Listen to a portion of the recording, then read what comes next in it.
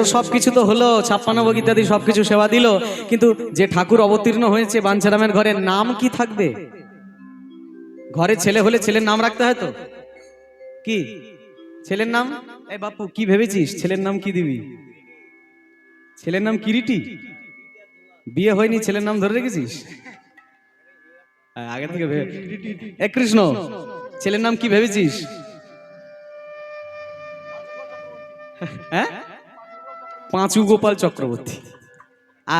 এখনকার দিনে ছেলেপুলের নাম কালটু, বল্টু, জেলটু, টেলটু, হোলটু, কোলটু, বল্টু। আগেকার দিনে কত সুন্দর সুন্দর নাম থাকতো ছেলের। অংশমান, কিরিটি, ধীমান, গন্ধর্ব, দেব শর্মা, ইন্দ্র বর্মা, কুজ্ঝটিকা, দেবব্রত, কত সব নাম আগেকার দিনে। পাপ আই, পাপাই, পাপ ডেকে ডেকে ঘোড়াটি মানবে ঘরে। পাপ আসবি না তো তুই আয় জোর করে। যাক, কে কিছু মনে করবেন না যেন। গর্গ সংহিতা এবং ব্রহ্মবৈবর্ত পুরাণে বলছে মেয়েদের নাম নদী, নালা, পাহাড়, পর্বত অনুসারে কোনোদিন রাখবে না।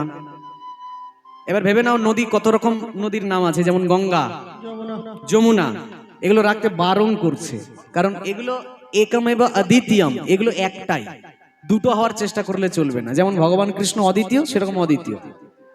তেমনি ছেলেপুলের নাম যত ভালো রাখবে তত কৃষ্ণ ভক্তির অনুকূলে চলবে। এখন বাঞ্ছারামের ঘরে এটা তো ছেলের মতো এসছে, বিগ্রহ যদিও এসছে, চলতে ফিরতে কথা বলতে পারে না, কিন্তু একটা বিগ্রহ একটা সাধারণ মানুষের থেকে অনেকটা ভালো। সাধারণ মানুষের মনে যেমন কালিমা লিপ্ত, বিগ্রহের মনে তো তেমন কালিমা নেই, প্রাণ আছে, সাক্ষাৎ ভগবান প্রকট হয়েছে। কি নাম রাখবো, কি নাম রাখবো, এমনও জগতে আমরা প্রমাণ পেয়েছি ছেলের নামের জন্য বাবার উদ্ধার হয়ে গেছে। ভক্ত অজামিল সারা জীবনে এত পাপ করেছে, এত পাপ করেছে, যে পাপের তালিকা করতে বসলে তার কোনোদিন স্বর্গে যাওয়া হবে না।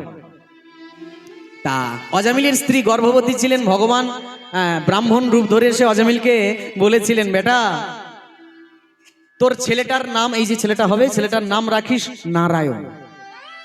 নারায়ণ কেন, কি বৃত্তান্ত সব জিজ্ঞেস করতে যাস না, নারায়ণ নামটা রাখিস। এই অজামিলের ছেলের নাম নারায়ণ। এখন বাড়ির যে ছেলে ভালোবাসা তো খুব, বাবা অজামিল সারা জীবন পাপ তাপ করে বেড়ায়, কিন্তু সকাল দুপুর রাত সন্ধ্যে সবসময় নারায়ণ খাবি আয়, নারায়ণ ঘুরতে যাবি চল, নারায়ণ ঘুমাবি আয়, সারাক্ষণ খালি নারায়ণ নারায়ণ নারায়ণ।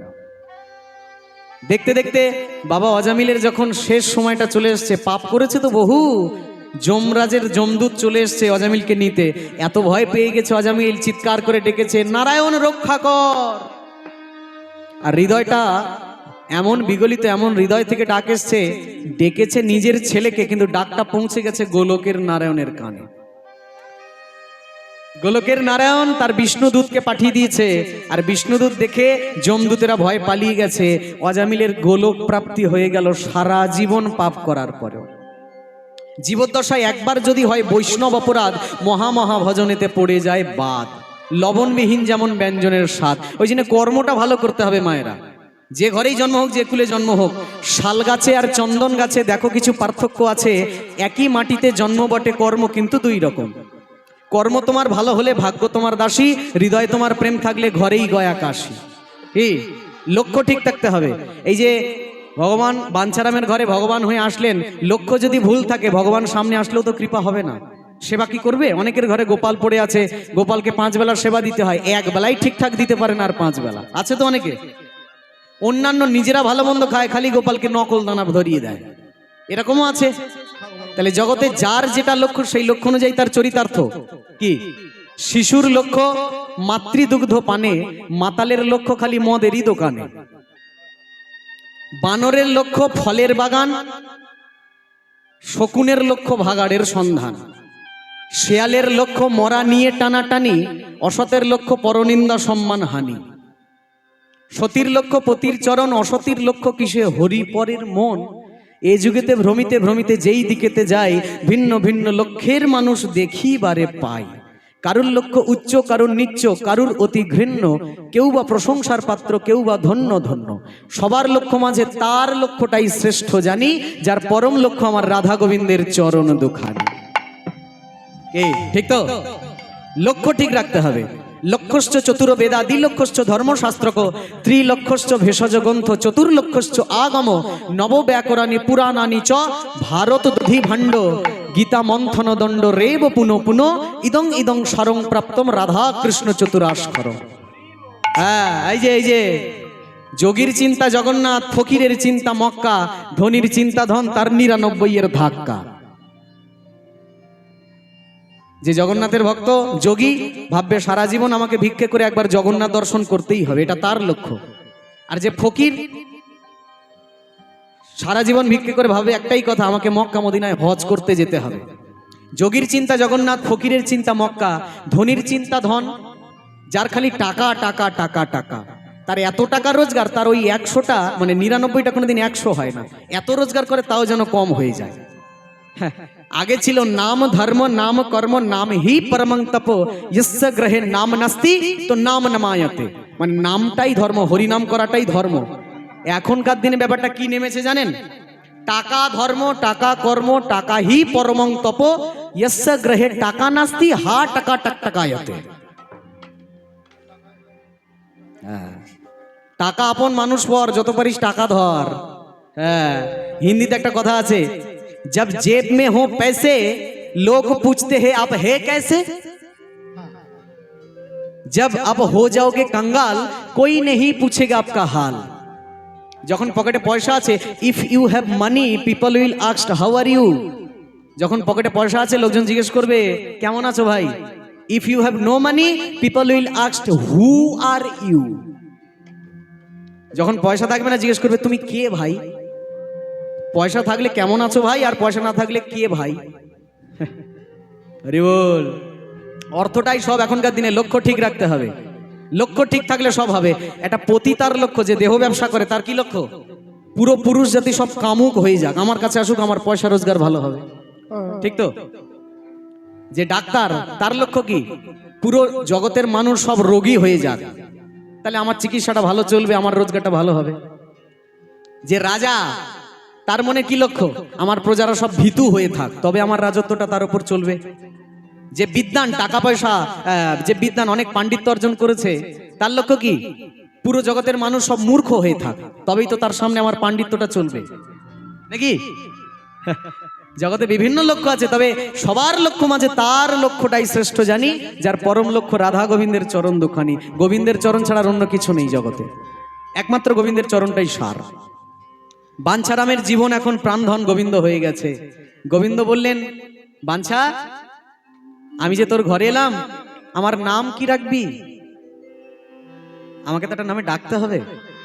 ভগবানের তো অনেক নাম, আমাকে অনেকে অনেক রকম নাম বলছে, যে এই নাম থাক, এই নাম থাক, যার যেটা পছন্দ। ভগবান নিজে মুখে বলে দিলেন, আমার নাম আমি নিজেই রাখবো। কি নাম? আজ থেকে আমার নাম থাকবে রাধা বিনোদ। নিজে মুখেই বললেন, পূর্ব বাংলার কাহিনী, শাস্ত্রের দিব্য রচনা। ভগবান প্রকট হইলেন দৈববাণীতেই, বললেন বাঞ্ছারামকে, আমার নাম আমি রাখলাম রাধা বিনোদ। আমার নাম থাকবে কি? সবাই আমাকে ডাকবে রাধা বিনোদ বলে, রাধা বিনোদ। কিন্তু প্রশ্নটা এইখানে ভগবান ছুড়ে দিলেন, আমি তো একা প্রকট হয়েছি, আমার রাধাটা কই? আসবে, দেরি হবে কিন্তু আসবে। কি বাপু, এই যে বিনোদ, বিনোদ আছো, কিন্তু রাধা আসবে তো এক না একদিন, সময় লাগবে কিন্তু আসবে। গোবিন্দ ভাবছে, আর নামটা নিজের নাম রাখলাম রাধা বিনোদ, রাধা নেই, খালি বিনোদ। বিনোদ মানে বি শব্দে বিশেষ, আর নোদ মানে আনন্দ। যে সব সময় বিশেষ আনন্দ করতে ভালোবাসে তার নাম বিনোদ। রাধা নেই কিন্তু নাম পড়ে গেল রাধা বিনোদ, প্রচার হয়ে গেল বাঞ্ছারামের প্রাপ্ত ঠাকুর, নাম যার রাধা বিনোদ। বল রাধা বিনোদ ভগবান কি, বলে রাধা বিনোদ ভগবান কি। ঘুম পাচ্ছে কি?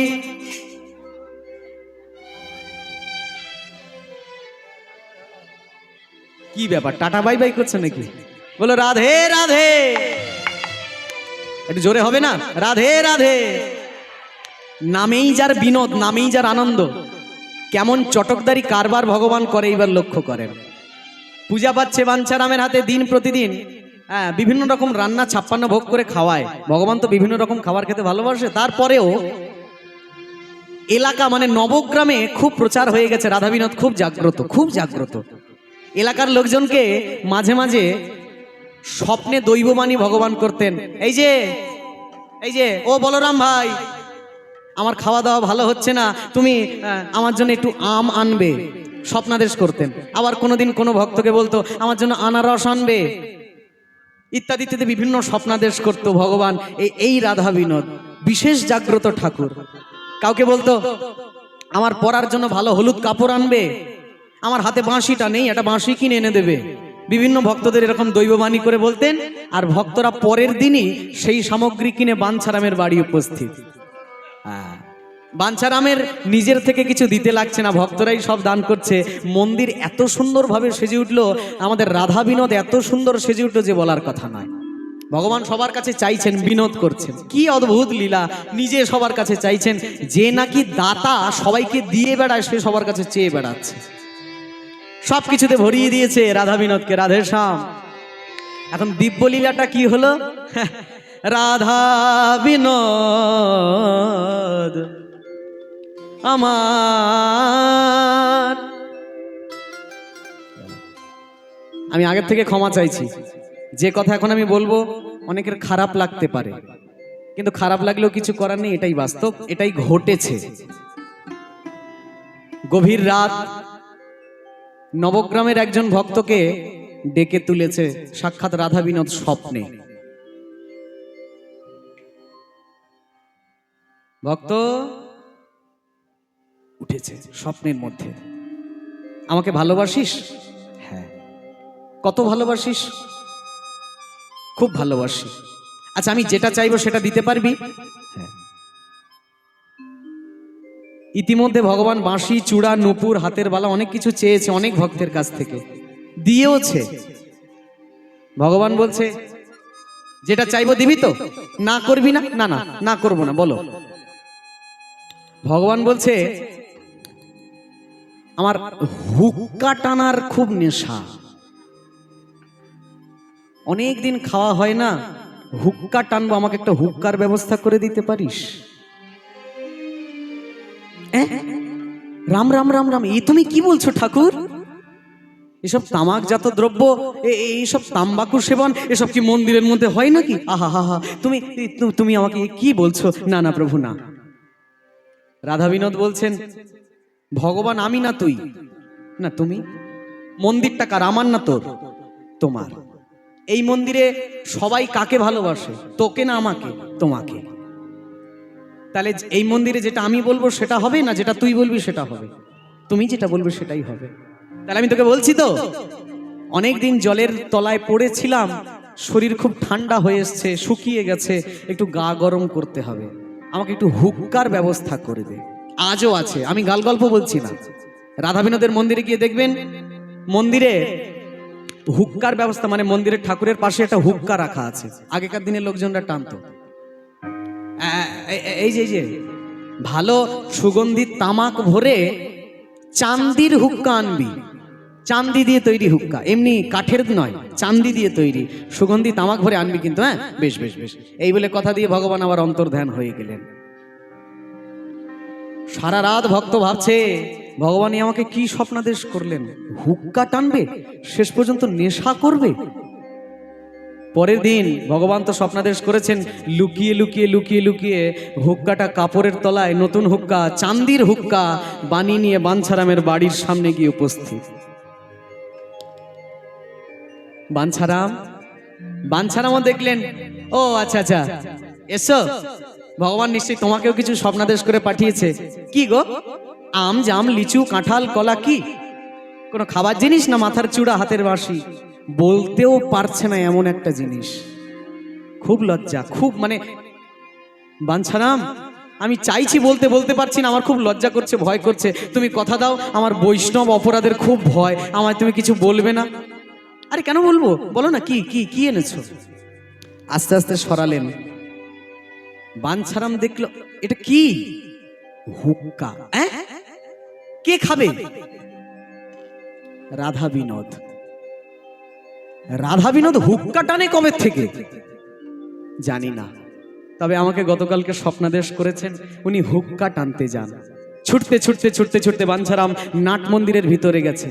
দয়াময়, এ কি, এ তুমি কি শুরু করেছো? ভক্তদের কাছ থেকে কত কিছু চাও, তাই বলে শেষ পর্যন্ত হুক্কা? তুমি নেশা করবে?